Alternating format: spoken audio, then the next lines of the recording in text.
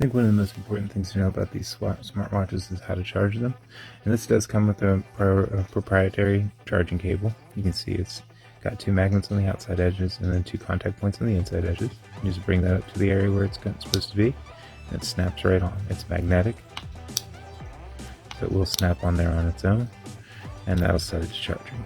And you see it came with a bit of a charge already, so it's at 93%.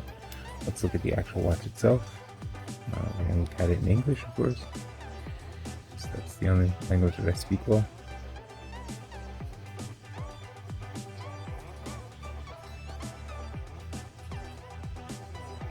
Now it wants me to open the app, which I will do in a minute, but let's look at the screen first.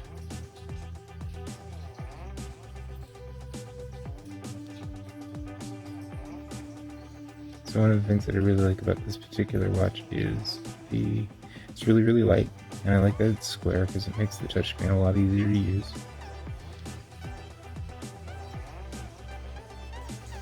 And apparently I can't go any further without the app for right now. I will show you on the back. It's got an oxygen sensor, and it does come with a really nice band. I like it. I was looking for something that was a little more feminine. That's easy to find. Masculine smartwatches, it's a little harder to find the ones that are female, that are more appropriate for a girl. So in the back you have your charging point, your O2 sensor, and then it does come with a lot of literature.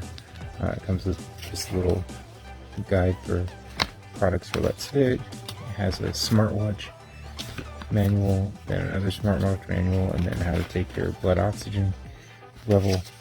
It's outstanding. It comes with a lot of stuff, and it does come with, like I said, its own charging cord, and it's reasonably priced. So if you're looking for a more feminine watch that's reasonably priced, this will definitely do it for you. Like I said, it's pretty. I like the case. The case is lovely.